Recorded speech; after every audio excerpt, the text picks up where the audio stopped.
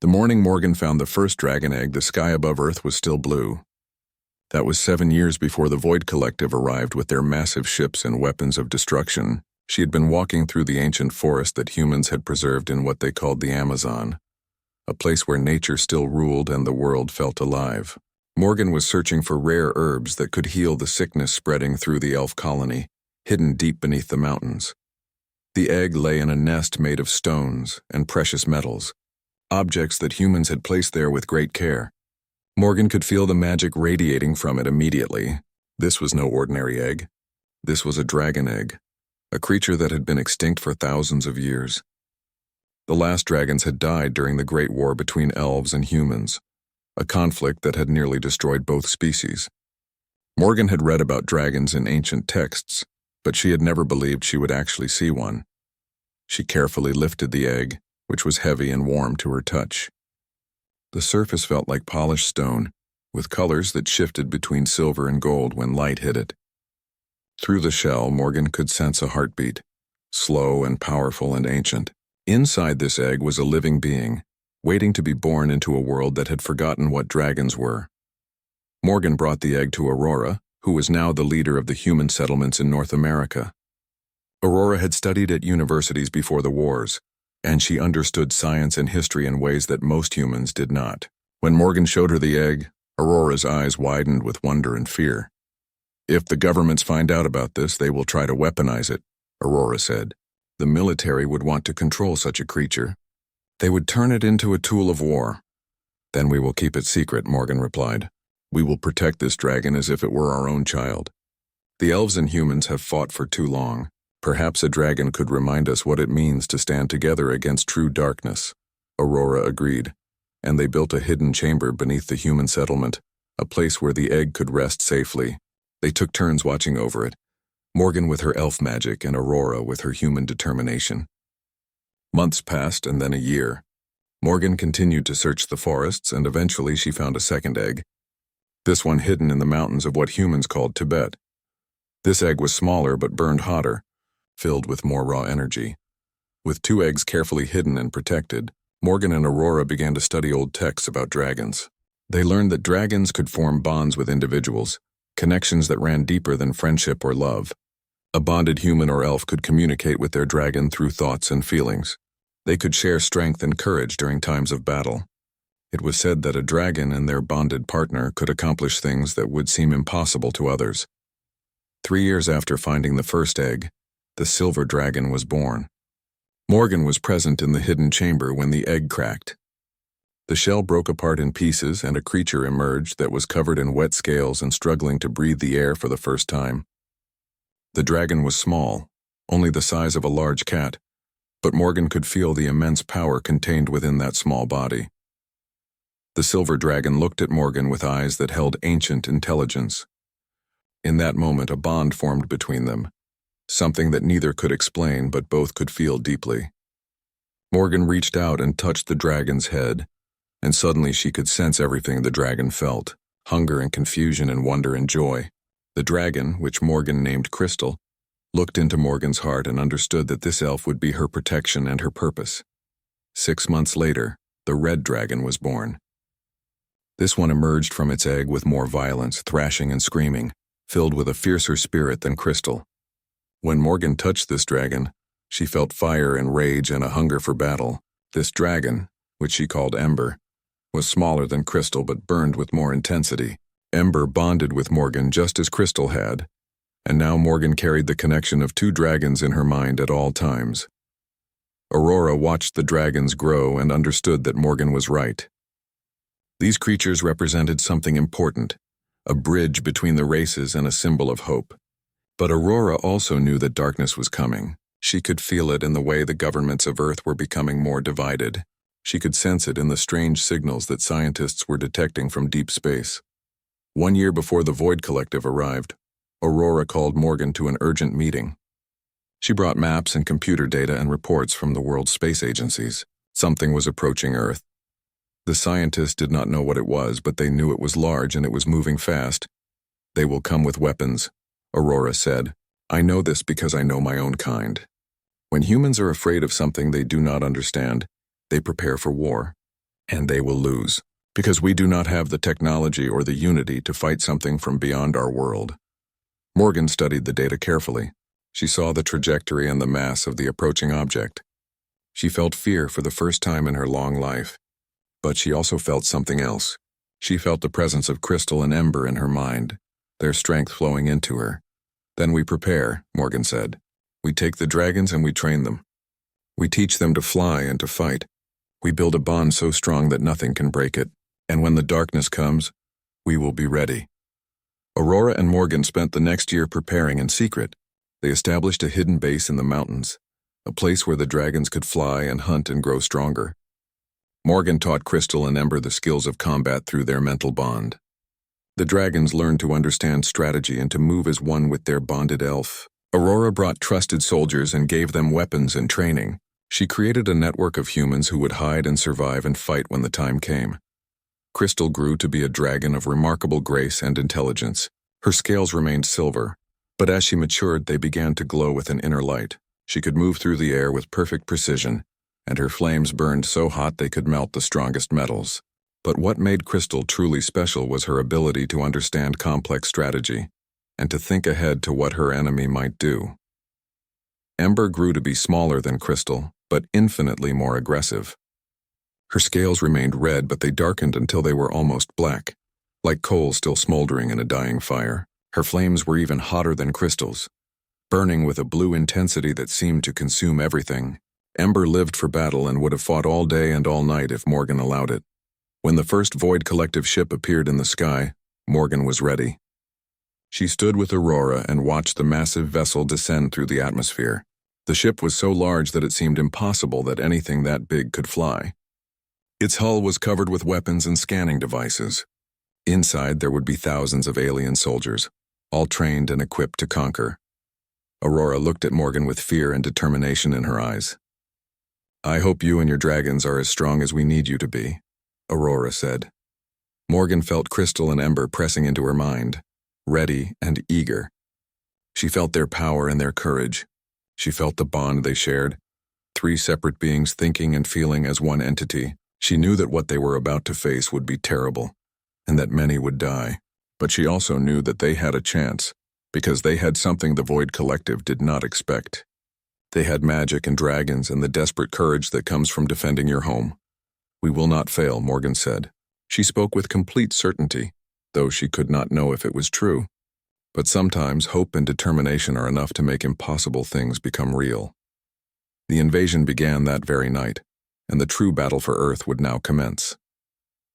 The first attack came at midnight when most humans were sleeping. Void Collective dropships descended from the massive mothership, each one carrying 100 soldiers and equipment designed to establish a beachhead on the planet.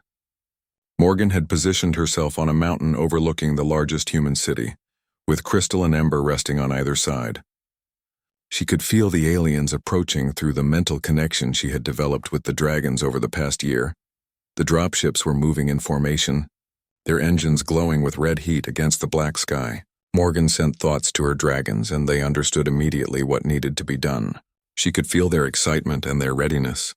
They had trained for this moment, but nothing could truly prepare them for actual combat against an enemy they had never faced. "Go," Morgan whispered, and Crystal and Ember erupted from the mountain. The dragons moved like living lightning, their wings beating with a rhythm that made the air itself seem to shatter. Crystal reached the first dropship and breathed fire that engulfed the entire vessel in silver flames. The ship screamed through the air, its systems failing, before crashing into the ground below. Ember was already moving to the next target, her red flames interweaving with Crystal's silver fire to create a deadly pattern across the sky. The Void Collective soldiers had weapons, of course. Energy weapons that fired bolts of pure force capable of destroying buildings. But they had never fought dragons before. They had conquered 1,000 worlds with technology and superior numbers, but they had never encountered anything like the ancient magic that flowed through Morgan's bond with Crystal and Ember. One of the energy bolts caught Ember in the wing, and she shrieked a sound that echoed across the entire valley. Morgan felt the pain through their bond, felt her dragon's anger and defiance. Ember did not stop. Instead, she dove lower and unleashed a blast of flame so intense that it turned 3 more dropships into molten slag falling from the sky.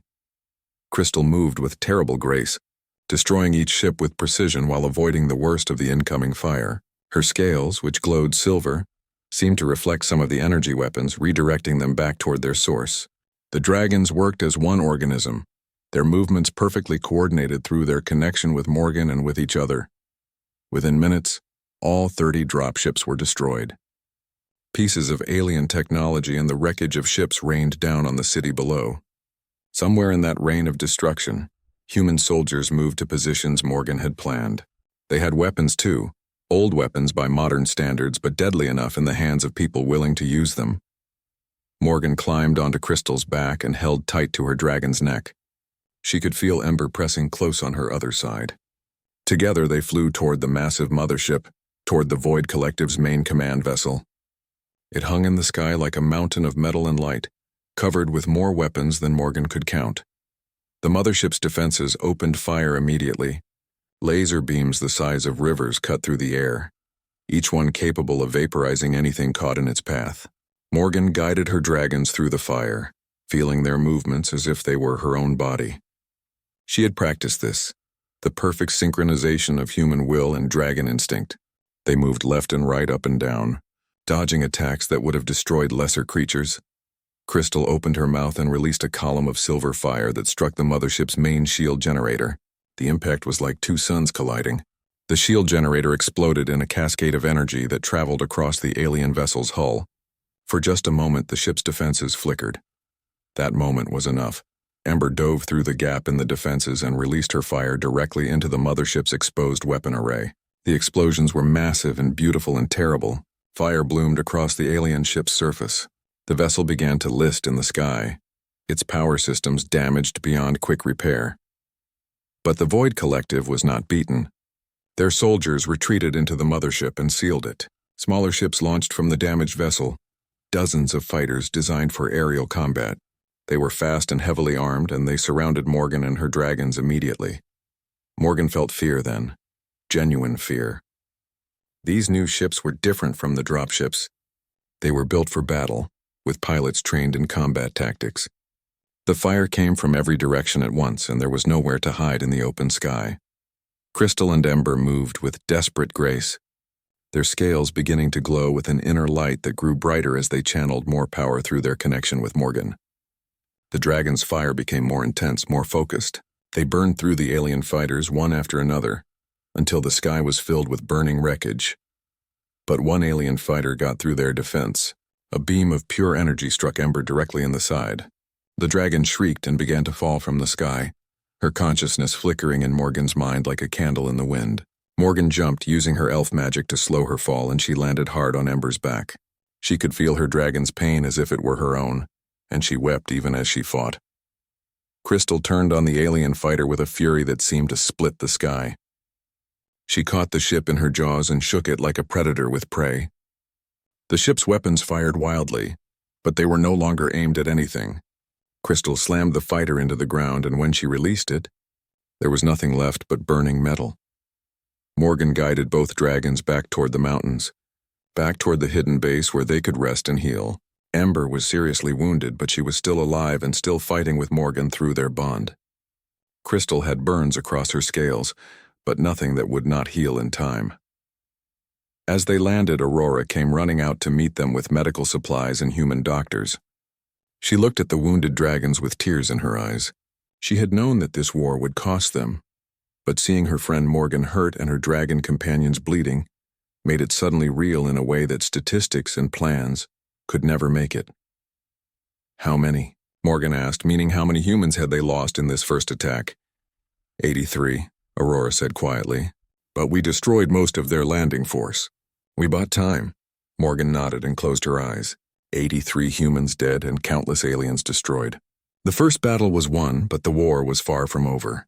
The Void Collective still had their mothership, and they would come again with more soldiers and more weapons. In the hidden chamber beneath the base, Morgan sat with her dragons and let their minds touch. Through their bond, they could share healing energy and emotional support. She could feel their determination to continue fighting, their refusal to accept defeat. They were creatures of ancient magic, born into a world that had forgotten their kind existed. Now they would remind everyone what it meant to have a dragon standing at your side. Aurora entered the chamber quietly and sat beside Morgan. "Can you do this?" she asked. "Can you win this war?" Morgan looked at her friend, then at her dragons, whose scales now glowed softly as they healed. "We will do what must be done," she said. The Void Collective came expecting an easy conquest. They will find instead a world that fights back, and we will make them pay for every inch of ground they take. The war had begun, and the fate of an entire planet now rested on the bond between an elf, 2 dragons, and a human who believed that anything was possible. 3 weeks into the invasion, the true scale of the Void Collective's power became clear to everyone. They had lost their first wave of soldiers, but they had more. They seemed to have unlimited resources, sending wave after wave of fighters and ground troops to establish control over Earth's major population centers. Cities fell one after another, not because humans lacked courage, but because they lacked the weapons and numbers to hold against such an overwhelming tide. Morgan and her dragons were in constant motion, appearing where the fighting was worst, saving cities from complete destruction and buying time for humans to evacuate to safer territories. Aurora had established underground networks throughout the world, places where people could hide and survive if the surface became too dangerous. But the toll on Morgan and her dragons was becoming unbearable. Ember still bore the wound from the energy weapon, and though it was healing, it did not heal fast enough. Morgan could feel the scar tissue forming in her dragon's side, could sense how it limited Ember's movement and strength. Crystal was exhausted from constant fighting, her scales dulling where they should have been bright. The mental bond between Morgan and her dragons was like a rope being pulled in 3 different directions at once, stretching and straining under impossible weight. One evening, Aurora found Morgan sitting alone on a cliff overlooking the ruins of what had once been called Los Angeles. The city was burning, not all of it, but enough that the sky glowed orange and red with reflected fire. Thousands had been evacuated, but thousands more had been caught in the fighting when it came too fast. "You need to rest," Aurora said, sitting beside her friend. "You cannot fight forever without stopping. Even dragons need time to heal." "There is no time," Morgan replied. "Every hour we rest, more humans die. Every moment we waste, the Void Collective advances deeper into your territories." Aurora understood Morgan's sense of duty, but she also knew something that Morgan was trying to deny. This war could not be won by force alone. They needed a strategy, a way to strike at the heart of the invasion and end it before the Void Collective could consolidate their control over Earth. "I have discovered something," Aurora said. "Our scientists have been studying the aliens' technology, the pieces we have been able to capture and analyze. There is a pattern in their communications, a signature that connects all their ships. If we could disrupt that signal, all their systems would lose synchronization. They would become confused and vulnerable." Morgan turned to look at her friend. "Where is the source of this signal?" "Deep inside their mothership," Aurora said, "in what appears to be their command center. But getting there would be suicide. The ship is too well defended. Even you and your dragons could not survive an assault on the ship's interior." Morgan felt the connection with her dragons shift. They were listening to this conversation, processing this information, coming to the same conclusion that she was reaching. This was the way to end the war. Not with 1,000 small battles, but with one final strike at the enemy's command center. "Then we will not assault it," Morgan said slowly. "We will infiltrate it." Over the next 2 days, Morgan and Aurora planned what might be their final gambit. Morgan would hide inside one of the Void Collective's cargo ships, using elf magic to remain invisible and undetected. The dragons would remain hidden, bonded to Morgan through their mental connection, waiting for her signal. When Morgan reached the command center and destroyed the communication hub, the dragons would attack the mothership's external systems, creating chaos and confusion while Morgan escaped. It was a plan with 1,000 ways it could fail, but it was the only plan they had. Morgan moved through the alien ship like a ghost, her elf magic cloaking her from the electronic sensors and surveillance systems. The ship was vast, larger than she had imagined when she was flying outside it. The walls were made of materials she did not recognize, and the corridors seemed to go on forever. But she followed the pattern of energy flows that Aurora had taught her to sense, and she moved deeper and deeper into the ship's core. She passed groups of Void Collective soldiers walking the corridors. They did not see her. She passed through chambers where aliens worked at complex equipment. They did not detect her.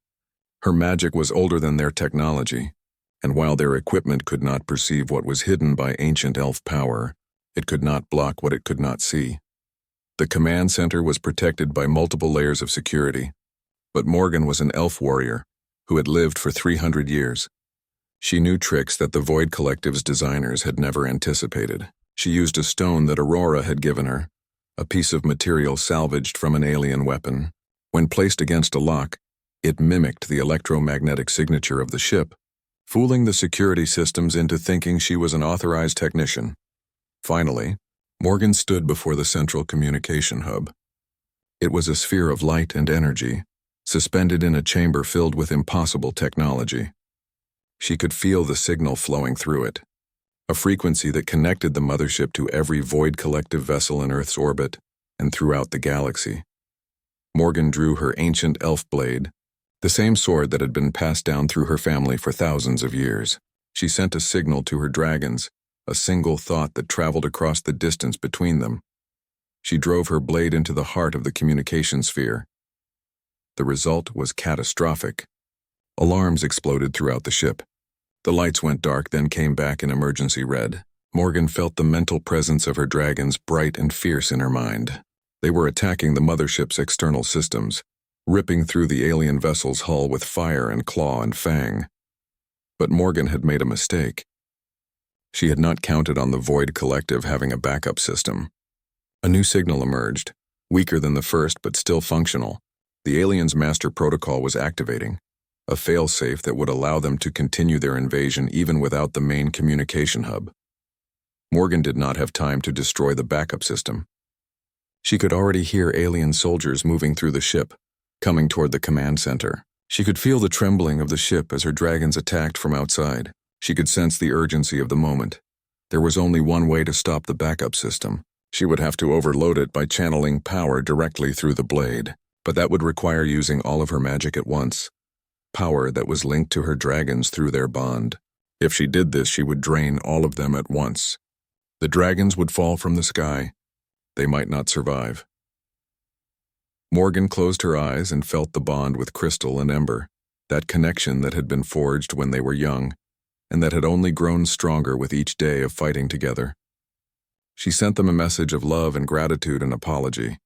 Then she began to channel her power into the blade, draining all the magic from herself and her dragons to feed into the alien technology. The explosion that followed was unlike anything Earth had ever seen. It tore through the mothership from the inside, splitting the vessel in half. Outside, Morgan's dragons felt their strength drain away. Crystal fell from the sky, her silver scales darkening. Ember dropped like a stone, her crimson form going dark, but the backup system was destroyed. All communication between the Void Collective vessels ceased. The ships, suddenly without coordination or orders, began to fall from orbit or fire on each other in confusion. The invasion collapsed under its own weight. Aurora watched from the ground as the alien mothership split apart and fell toward the Earth. She watched as Void Collective soldiers, now leaderless and confused, threw down their weapons and surrendered to human forces. But she did not celebrate. She was watching the sky for her friend, watching for any sign that Morgan and her dragons had survived their sacrifice. The sky remained empty except for falling debris and the first rays of dawn breaking through the clouds. The war was over, but the cost had been almost everything. The search teams found Morgan 3 days after the explosion. She was lying in a crater made by falling debris, her body covered in burns and her clothes torn to pieces. At first, the humans who found her thought she was dead. But when they lifted her carefully onto a stretcher, they felt the faintest heartbeat. Morgan was barely alive, but she was alive. Aurora was with Morgan when she woke up in the underground medical facility. The elf's eyes opened slowly, and for a moment there was confusion and fear in them. Then recognition dawned, and Morgan tried to sit up. "The dragons," she whispered, her voice rough and broken. "Where are my dragons? Where is Crystal? Where is Ember?" Aurora took her friend's hand and tried to smile, but the smile was sad. "We have not found them yet. We are still searching the wreckage. But Morgan, you need to rest. Your body is badly damaged. You need time to heal." Morgan felt panic rising in her chest. Through their bond, she could sense the dragons, but it was like trying to hear someone whispering from very far away. The connection was so faint that she could barely feel it at all. She tried to stand, but her body would not obey. The burns and injuries were too severe. She fell back onto the medical bed with a cry of pain and frustration. "Find them," she said to Aurora, gripping her friend's hand with desperate strength. "Please find them. I cannot feel them properly. They are hurt, and they need me." Aurora promised that she would find the dragons, and she sent out search teams to comb through the wreckage of the mothership and the surrounding areas. But days passed, and there was no sign of Crystal or Ember. The mountains were vast, and if the dragons had crashed in a remote location, finding them could take weeks or months. Morgan recovered slowly. The burns healed, thanks to a combination of human medicine and elf magic. But something deeper was wrong. Without the constant presence of her dragons in her mind, Morgan felt incomplete. She had been bonded to Crystal and Ember for so long that their absence was like losing a part of herself. A week after the mothership fell, a scout returned with news that sent Aurora running to Morgan's chamber. The scout had found something in the mountains, something that should not exist but somehow did. Morgan dressed quickly, ignoring her still healing injuries. She moved slowly and with pain, but she moved with purpose. Aurora led her to the edge of a massive cliff, and together they looked down into a hidden valley surrounded by high mountains. In that valley, in a cave hidden from view by centuries of rock and earth, they found Crystal and Ember. The dragons were alive, but they were different. Their scales no longer glowed with inner light. Crystal's silver had become dull and muted. Ember's crimson had faded to a pale red that was almost pink. When Morgan approached them, she could feel their presence in her mind more clearly than before, but it was like a different kind of presence. The connection was still there, but it had changed fundamentally. Morgan knelt beside her dragons and put her hands on their heads. She could feel that they were alive, but only barely. They had poured all their strength into her when she channeled her power through the blade. They had given everything they had, and in doing so, they had saved not only Morgan but all of Earth. "Wake up," Morgan whispered. "Please wake up, I am here. You are not alone." Slowly, Crystal's eyes opened. The ancient intelligence was still there, but it seemed dimmer, like a light seen through fog. The dragon tried to move her head to look at Morgan, and it took visible effort. Ember's eyes opened moments later, and she made a sound that was almost a whisper. Both dragons were weak, depleted to the point where they could barely move. But they were alive, and that was all that mattered. Aurora and the human doctors worked with Morgan to create a recovery area for the dragons. They brought food and medicine and did everything they could to help the creatures heal. But Morgan realized something that frightened her. The dragons had spent their magic completely, burned through all their power to save the world. They might recover, but they would never be what they had been before. The realization struck Morgan like a physical blow. These magnificent creatures had sacrificed everything, and in doing so, they had become something lesser than what they were. But they had also achieved something incredible. They had saved humanity from extinction. Aurora found Morgan sitting between her dragons one night, all three of them resting together in the cave. "The governments of Earth are calling you a hero," Aurora said. "They want to create monuments to you and your dragons. They want to name cities and buildings after you. They are talking about making you the leader of a new world government, someone who can help unite humanity after the devastation of war." Morgan shook her head slowly. "I do not want monuments or titles. I want my dragons to be healthy and strong again. I want the world to remember what they sacrificed and to never let it happen again." Aurora sat beside her friend, and they sat in silence together, listening to the soft breathing of the two dragons as they rested and slowly healed. Over the following weeks, something unexpected happened. As Crystal and Ember recovered, they began to change in ways that no one had anticipated. Their scales, which had faded and dulled, began to develop new colors and patterns. Crystal's silver became shot through with deep blue, making her look like moonlight reflecting off water. Ember's faded red deepened into a rich crimson that was even more beautiful than before, with patterns of gold running through her scales like veins of precious metal. And their connection with Morgan also changed. The bond was still there, but it had evolved into something different. Where before Morgan could feel the dragon's emotions and share their physical sensations, now there was something more. They could share thoughts and concepts. They could communicate in ways that approached speech. The power they had burned through had been replaced by something else, something that seemed to bridge the gap between their species in ways that even the strongest bond had never achieved. Human scientists studied the changes in the dragons, trying to understand what had happened. Aurora proposed a theory to Morgan. "I think," she said, "that your dragons did not lose their magic. Instead, they transformed it. They took the raw power they had and changed it into something more refined, more intelligent. They have become something new." Morgan watched her dragons as they recovered, watched as they began to fly again, watched as they learned to communicate with humans in ways that had never been possible before.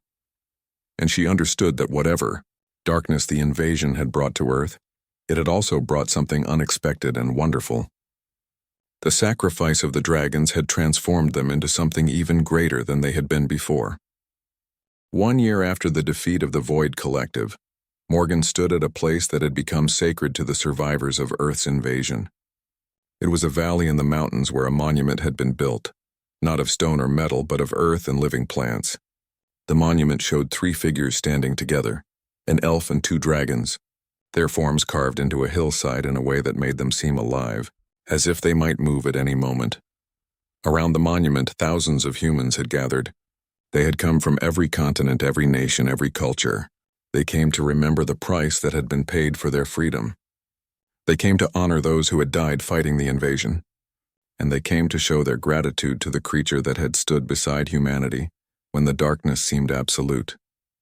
Aurora stood beside Morgan, and in the sky above them, Crystal and Ember flew in perfect formation. The dragons had recovered fully from their wounds, and their new scales gleamed in the sunlight.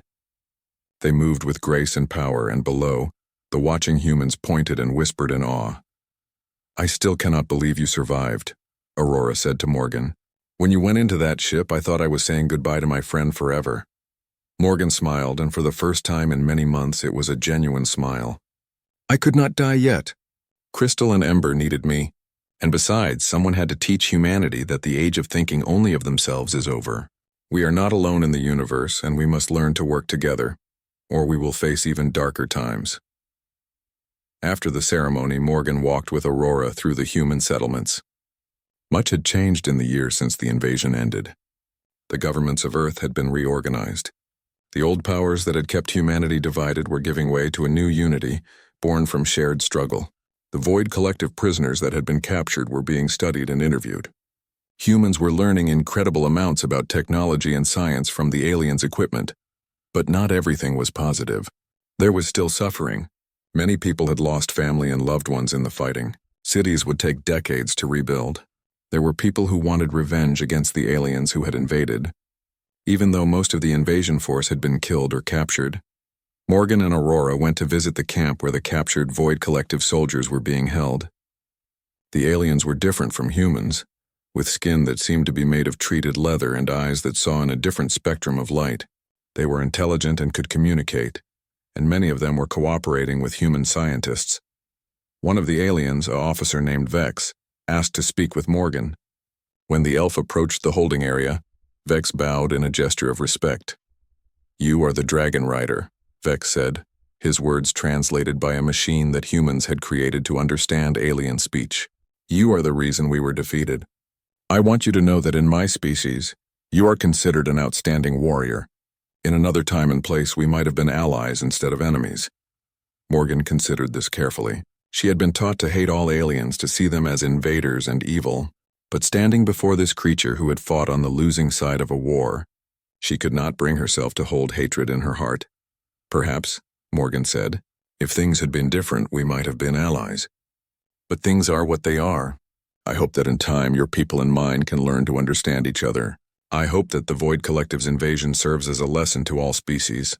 That war is a terrible price to pay, and should be the last resort, not the first. As Morgan turned to leave, Vex called after her. Tell me, Dragon Rider, what will you do now? The war is over. Will you return to your elf realm? Morgan paused and looked back at the alien. No, she said. I will stay here. The elves have retreated from the world of humans for too long. I have learned that when we isolate ourselves, we become weaker.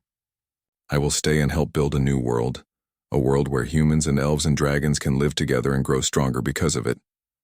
In the months that followed, Morgan worked with Aurora and the human governments to establish new policies and ways of living. She helped create schools where young humans could learn about elf history and culture. She introduced humans to the wonders of elf magic and showed them that science and magic could work together rather than against each other. Crystal and Ember became ambassadors for their kind, flying over cities and villages, showing humanity that dragons were not merely weapons or beasts of burden, but intelligent beings capable of thought and feeling and choice. Children would gather to watch them fly, and in their eyes Morgan could see the beginning of a new world where different species could understand and respect each other. But there were challenges too. Some humans wanted to weaponize the dragons, to train them for military purposes. Some of the other elf clans criticized Morgan for spending so much time with humans. There were those who wanted revenge against the captured Void Collective soldiers, who demanded that the aliens be executed for their invasion. Morgan fought against these impulses, not with force but with words and with the example of her own actions. She showed humans that hatred only led to more suffering. She demonstrated that the dragons had chosen to fight alongside humans not because they were commanded to, but because they believed in protecting the innocent. 3 years after the end of the invasion, Morgan received a visitor in her home, which had become a place of learning and cultural exchange between humans and elves. The visitor was a young human woman named Sophie, who had lost her entire family in the fighting when the city where she lived was attacked. Sophie came to Morgan carrying anger and pain in her heart. She wanted to understand why Morgan had not been able to save her family, why the dragons had not arrived in time to protect her city. Morgan listened to Sophie's story with compassion and without judgment. When Sophie had finished, Morgan took the young woman's hand. I cannot undo what happened, Morgan said. I cannot bring back those who were lost. But I can tell you this, your family died defending their home and their loved ones. They died like heroes, whether or not anyone was there to witness their heroism. And in their deaths, they became part of the reason that we won this war. They became part of the foundation on which we are building a better world. Sophie wept and Morgan held her while she grieved. But later, when Sophie's tears had dried, she asked Morgan to teach her about elf culture. She asked to learn the history of the elves and the dragons. She asked if she could help with the work of building bridges between humans and the other intelligent species of Earth. In that moment, Morgan understood the true victory of her sacrifice and the sacrifice of her dragons. It was not simply that they had defeated an invading army. The true victory was that they had opened the eyes of humanity to the possibility of a better world. A world where different beings could work together and grow stronger together. Crystal and Ember spent their days flying and helping humans, but they also spent time resting and simply being with Morgan. Their bond, which had been forged in battle, had become something deeper and richer. Through their connection, Morgan could feel how much they had changed, how their sacrifice had not diminished them but had instead transformed them into something greater. Years passed, and Morgan watched as a new generation of humans grew up knowing that dragons and elves existed, knowing that different species could stand together against darkness. She watched as schools were built where humans studied with young elves. She watched as her dragons flew freely over lands that had been fought over and destroyed, helping to rebuild and restore what had been lost. On a quiet evening, sitting with Aurora and her dragons on a hillside overlooking a valley that humans had brought back to life, Morgan reflected on everything that had happened. Do you think it was worth it? Aurora asked, seeming to read her friend's thoughts. Morgan looked at her dragons, at the beautiful valley below them, at the lights of human settlements glowing in the distance. She thought about the thousands who had died, but she also thought about all the people who would live because the invasion had been stopped. Yes, Morgan said. It was worth it. We paid a terrible price, but we bought something precious. We bought the chance for a better world. And that is something worth any price. Crystal and Ember pressed against Morgan, and through their bond she felt their agreement. The three beings, so different in so many ways, had become one in purpose and spirit. They had carried the world through its darkest hour, and now they would help guide it toward its brightest future. The age of isolation was over.